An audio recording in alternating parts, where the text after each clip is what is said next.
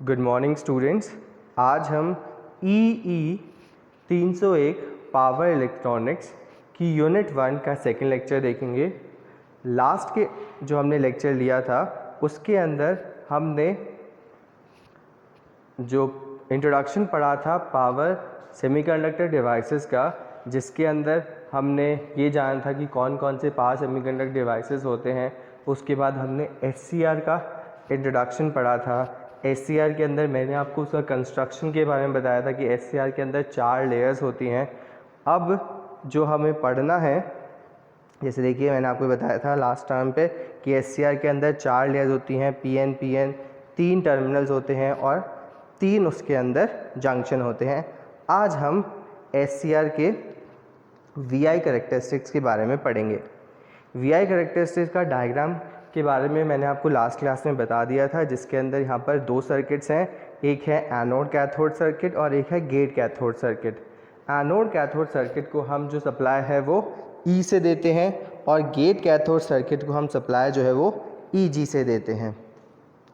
The anode and cathode are connected to the main source E through the load, and the gate and cathode are fed from the source EG which provide positive gates current।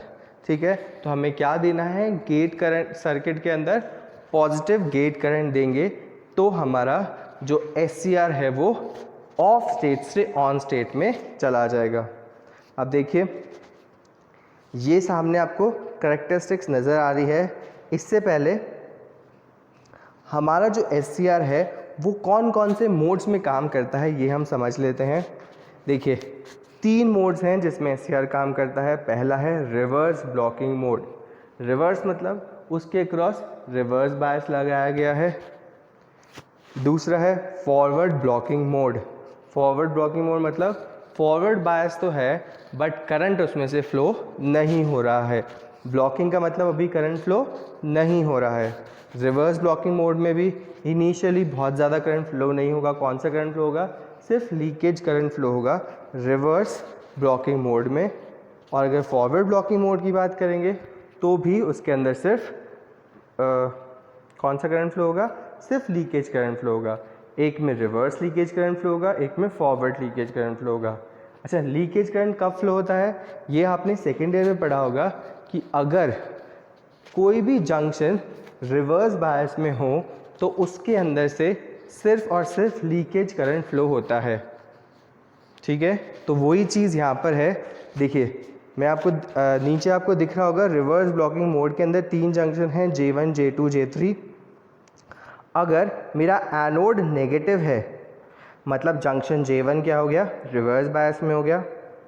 Junction J2 क्या हो गया, forward bias में होगा। क्यों?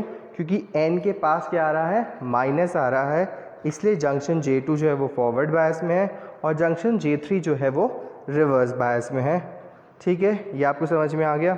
Next इसी तरह से अगर मैं फॉरवर्ड ब्लॉकिंग मोड में देखूं तो जंक्शन J1 और J3 जो है वो फॉरवर्ड बायस में है और जंक्शन J2 जो है वो रिवर्स बायस में है। इन दोनों के अंदर एक ना एक जो मेरा जंक्शन है, क्योंकि वो रिवर्स बायस में है इसलिए इसके अंदर सिर्फ लीकेज करंट फ्लो होगा। जिसमें रिवर्स लिखा हुआ है उसमें रिवर्स लीकेज करंट, जिसमें फॉरवर्ड लिखा हुआ है उसमें फॉरवर्ड लीकेज करंट फ्लो होगा। अच्छा, फॉरवर्ड ब्लॉकिंग मोड को ऑफ स्टेट भी कहते हैं SCR की। नेक्स्ट है forward conduction mode. Forward conduction mode में नीचे डायग्राम में आपको दिख रहा है, जब मैं गेट के क्रॉस पल्स देता हूँ मतलब पॉजिटिव गेट पल्स देता हूँ तब मेरा जो SCR है वो ऑन स्टेट में आ जाता है।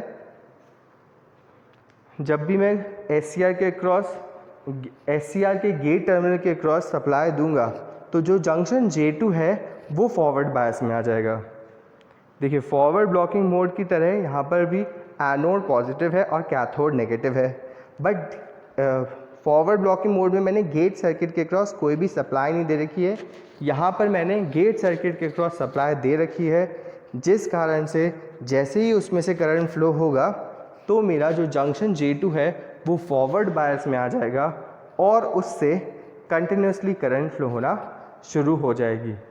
जब वो एक बार अगर कोई भी जो हमारा जंक्शन है वो अगर फॉरवर्ड बायस में आ जाता है तो जब तक उसके अंदर से करंट ज़ीरो नहीं हो जाती है तब तक, या फिर उसका रिवर्स रिकवरी नहीं होता है, मतलब वो जब तक अपने आप को वापस से अपने जो डिप्लीशन लेयर है उसको गेन नहीं करता है, तब तक वो कभी भी वापस से ब्लॉकिंग स्टेट में नहीं जाएगा। इसलिए गेट के अक्रॉस हमें सिर्फ तब तक सप्लाई देनी होती है जब तक कि उससे जो मेरा जंक्शन है वो ऑन हो जाए। उसके बाद मुझे उससे एक्स्ट्रा सप्लाई देने की ज़रूरत नहीं है, वो वेस्टेज ऑफ सप्लाई होगा। तो देखिए, reverse blocking mode, when cathode is made positive with respect to anode and when switch S is open, thyristor is reverse biased. ये मैंने आपको बता दिया। Junction J1 and J3 are reverse bias and J2 is forward bias. When reverse voltage is increased to VBR, जब वो जो reverse voltage है उसको मैं बहुत ज़्यादा वैल्यू तक बढ़ाता जाऊँगा, ये मैं आपको करेक्टरिस्टिक में दिखाऊँगा। When reverse voltage is increased to VBR, reverse breakdown voltage, an avalanche occur at J1 and J3 and current increases rapidly। और करंट क्या होगा, बहुत हाई वैल्यू के साथ इंक्रीज होगा।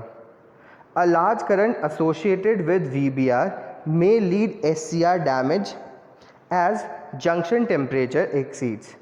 अगर आपने वोल्टेज VBR तक कर दिया तो क्या होगा कि आपका जो SCR है वो डैमेज हो सकता है। क्यों?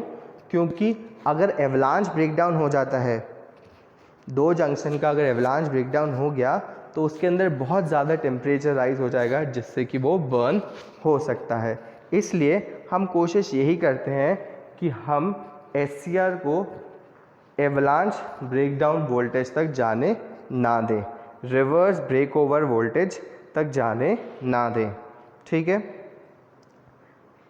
नेक्स्ट है forward blocking mode, when anode is made positive with respect to cathode and switch S is open, then thyristor is forward bias. ये मैंने आपको बता दिया, एनोड को पॉजिटिव और कैथोड को नेगेटिव करेंगे तो थायरिस्टर क्या होगा, फॉरवर्ड बायस में होगा।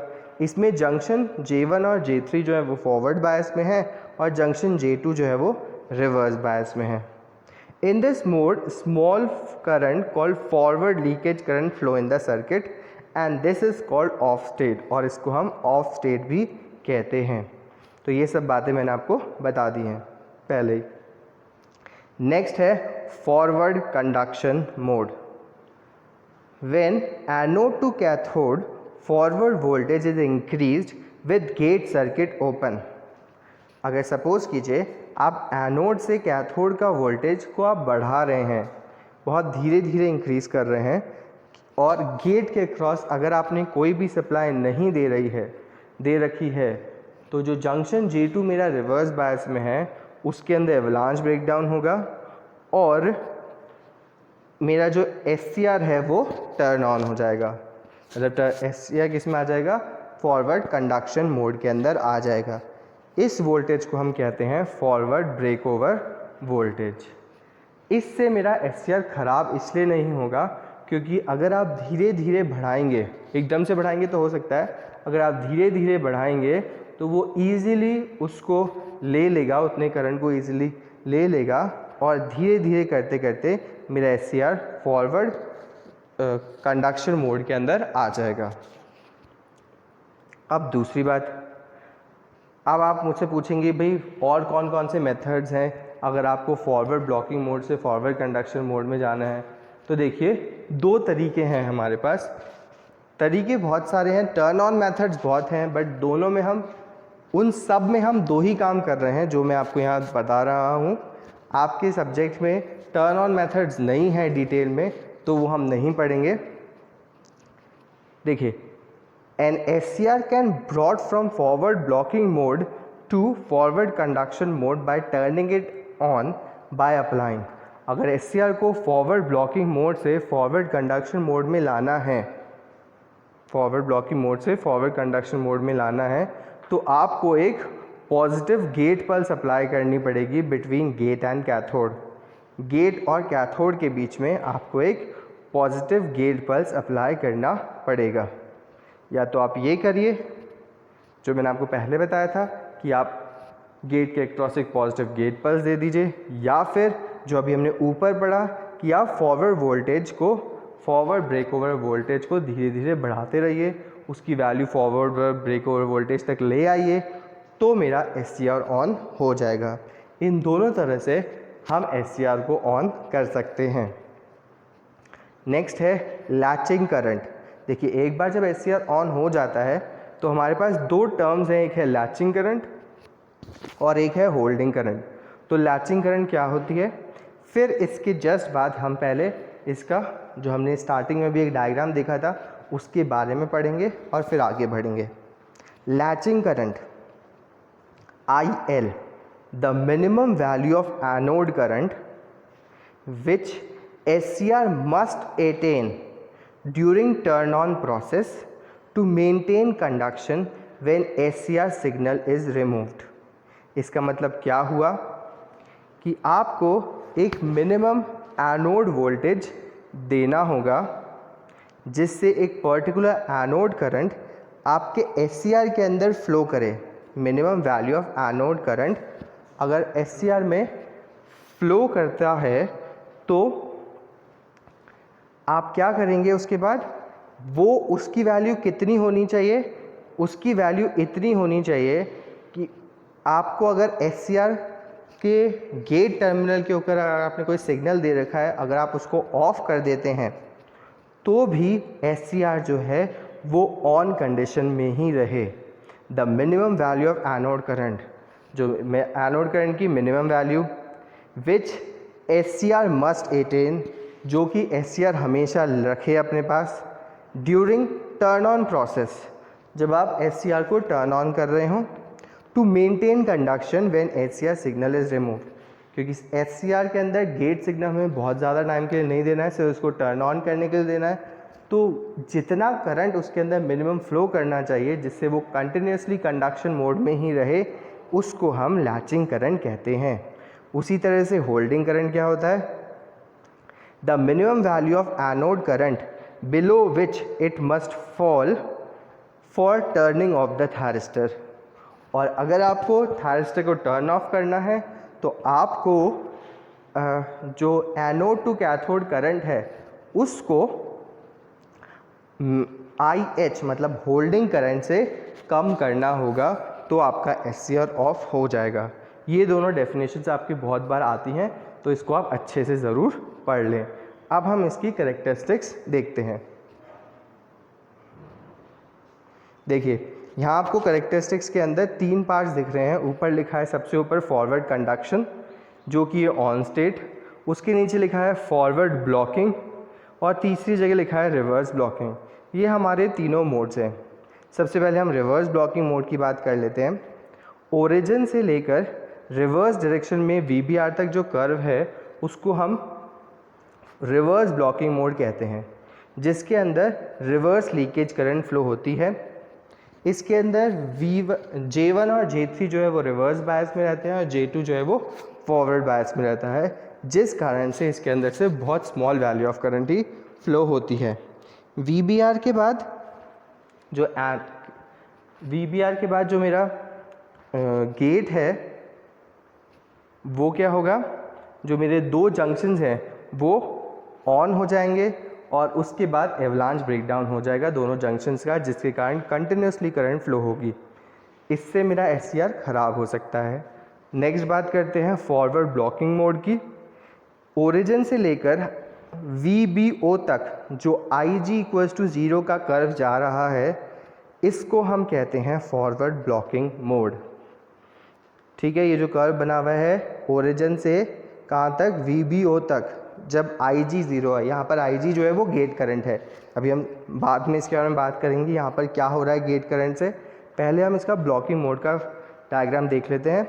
ओरिजिन से लेकर VBO तक जो कर्व बना हुआ है वो हमारा फॉरवर्ड ब्लॉकिंग मोड है, जिसके अंदर फॉरवर्ड लीकेज करंट फ्लो होती है। और उसके बाद ऊपर की तरफ देखिए, आपको फॉरवर्ड कंडक्शन मोड दिख रहा होगा। फॉरवर्ड ब्लॉकिंग मोड से फॉरवर्ड कंडक्शन मोड में अगर हम देखें तो फॉरवर्ड ब्लॉकिंग मोड में वोल्टेज तो बहुत ज़्यादा बढ़ रहा है बट करंट की वैल्यू बहुत ज़्यादा नहीं बढ़ रही है, जो कि है फॉरवर्ड लीकेज करंट।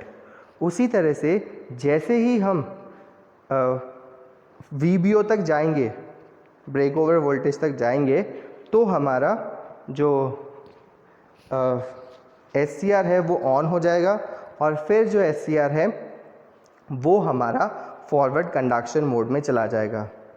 यहाँ पर देखिए एरो जो डॉटेड लाइन आपको दिख रही है वो जाके भिड़ रही है लैचिंग करंट से, इसलिए मैंने आपको बोला जब भी आपको उसको ऑन करना हो, SCR को आपको ऑन करना हो, तो उसको लैचिंग करंट आपको तक लेकर जाना ज़रूरी है। अगर SCR में लैचिंग करंट से ज़्यादा करंट की वैल्यू फ्लो होती है तो SCR हमारा फॉरवर्ड ब्लॉकिंग मोड से फॉरवर्ड कंडक्शन मोड में ईजिली चला जाता है। ठीक है, और अगर हमें फॉरवर्ड कंडक्शन मोड से वापस ब्लॉकिंग मोड में आना हो तो होल्डिंग करंट देखिए उस डॉटेड लाइन के नीचे जो एरो मार्क है वो मेरा होल्डिंग करंट का एरो है। तो इससे होल्डिंग करंट जो है, अगर आप इस वैल्यू से कम करंट लेंगे तो मेरा SCR फॉरवर्ड कंडक्शन मोड से फॉरवर्ड ब्लॉकिंग मोड में ईजिली आ जाएगा। तो इसी बात का आपको ध्यान रखना है। इसका क्या मतलब हुआ कि होल्डिंग करंट जो है वो लैचिंग करंट से हमेशा कम होती है। अब हम बात कर लेते हैं IG की। IG क्या है? तो IG है हमारी गेट करंट।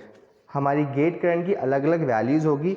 जैसे जैसे हम गेट करंट बढ़ाते जाएंगे वैसे वैसे जो हमारी कैरेक्टरिस्टिक्स है उसके अंदर जिस वोल्टेज पे मेरा SCR ब्लॉकिंग मोड से कंडक्शन मोड में जाएगा उसकी वैल्यू कम होती जाएगी। जैसे कि आप देख रहे हैं IG 0 पर VBO तक जा रही है, IG 1 पर उससे कम है, IG 2 पर और कम वोल्टेज है और IG 3 पर और कम वोल्टेज है।